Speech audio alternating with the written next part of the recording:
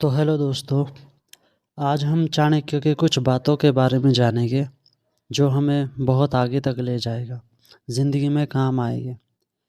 तो पहला श्लोक है, मूर्ख शिष्योपदेशेन दुष्ट स्त्री भरणेन च दुखीते संप्रयोगेण पंडितो व्यवसिदिति। अर्थात मूर्ख शिष्यों को उपदेश देने तथा दुष्ट व्यभिचारिणी स्त्री का पालन पोषण करने, धन के नष्ट होने तथा दुखी व्यक्ति के साथ व्यवहार रखने से बुद्धिमान व्यक्ति को ही कष्ट होता है। इसलिए इन चीज़ों से थोड़ी दूरी बना के रखिए। अब इसको थोड़ा और समझते हैं। चाणक्य कहते हैं कि मूर्ख व्यक्ति को ज्ञान देने से कोई लाभ नहीं होता, अपितु सज्जन और बुद्धिमान लोग उससे हानि ही पाते हैं। उदाहरण के लिए बया और बंदर की कहानी पाठकों को याद ही होगी। मूर्ख बंदर को घर बनाने की सलाह देकर बया को अपने ही घोंसले से हाथ धोना पड़ा था। इसी प्रकार दुष्ट और कुलटा स्त्री का पालन पोषण करने से सज्जन और बुद्धिमान व्यक्ति को दुख ही प्राप्त होता है। दुखी व्यक्ति से व्यवहार रखने से चाणक्य का तात्पर्य है कि व्यक्ति अनेक रोगों से पीड़ित है और जिसका धन नष्ट हो चुका हो, ऐसे व्यक्ति से किसी प्रकार का संबंध रखना बुद्धिमान लोगों के लिए हानिकारक हो सकता है कि लोग बहुत से रोग से ग्रस्त है, इसलिए उनकी संगति से रोगी होने का अंदेशा रहता है। और जिन लोगों का धन नष्ट हो चुका है उन पर विश्वास करना बहुत कठिन है। दुखी का अर्थ विषादग्रस्त व्यक्ति से है। ऐसे लोगों का दुख से उभरना बहुत कठिन होता है और प्राय असफलता ही हाथ लगती है। जो वास्तव में दुखी है और उससे उभरना चाहता हो, उसका सहयोग करना चाहिए, क्योंकि दुखी से तो स्वार्थी ही बचते हैं। तो दोस्तों, हमने चाणक्य नीति का पहला श्लोक कंप्लीट कर दिया है, यानी पूरा पढ़ दिया है। अब हम दूसरे श्लोक की तरफ बढ़ते हैं।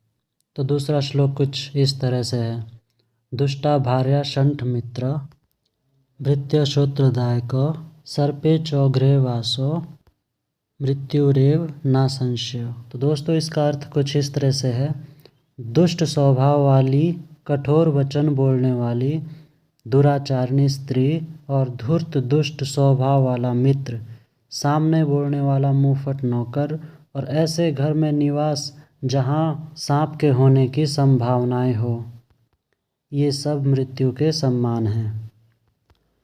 तो अब इसको थोड़ा विस्तार से जानते हैं। जिस घर में दुष्ट स्त्री रहती हो, उस घर में गृह निवासी या गृह स्वामी की स्थिति किसी मृत्यु के समान ही होती है, क्योंकि उसका कोई वश नहीं चलता है और भीतर ही भीतर वो कूटते हुए मृत्यु की तरफ सरकता रहता है। और कुछ इसी प्रकार दुष्ट स्वभाव वाला मित्र भी विश्वास के योग्य नहीं होता है, ना जाने कब आपको धोखा दें। और इसी प्रकार नौकर की व्याख्या भी है, जो नौकर आपको उलट कर जवाब दे वह कभी भी आप पे असहनीय वार कर सकता है। तो यहाँ नौकर से तात्पर्य आपका नौकर, किसी और का नौकर नहीं। वहाँ भी रहना बहुत खतरनाक है, ना जाने कब शिकार होना पड़ जाए। तो दोस्तों, ये हमारा दूसरा श्लोक भी समाप्त हो चुका है, हमने यह पूरा पढ़ लिया है। अब हम तीसरे श्लोक की तरफ बढ़ते हैं।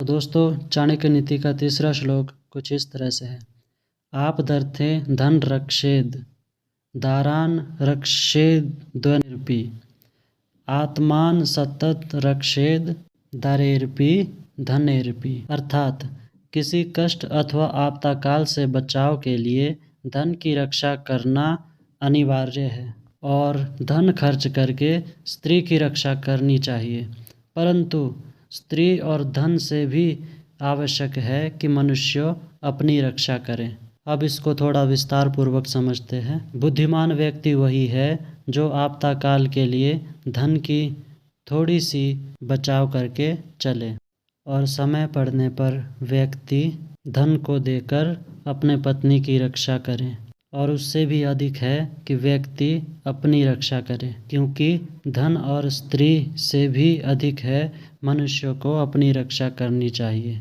यदि व्यक्ति अपना ही नाश होने देगा तो धन और स्त्री का प्रयोजन ही क्या रह जाएगा। इसलिए व्यक्ति के लिए धन रक्षा और स्त्री रक्षा से अधिक समय आने पर अपनी रक्षा करना अधिक महत्वपूर्ण है। तो दोस्तों, हमने चाणक्य नीति के 3 श्लोक पूरे कर लिए हैं। आपने मेरा वीडियो यहाँ तक देखा, इसलिए आपको दिल से बहुत बहुत धन्यवाद। मिलते हैं इसी तरह की नेक्स्ट वीडियो में, तब तक के लिए धन्यवाद।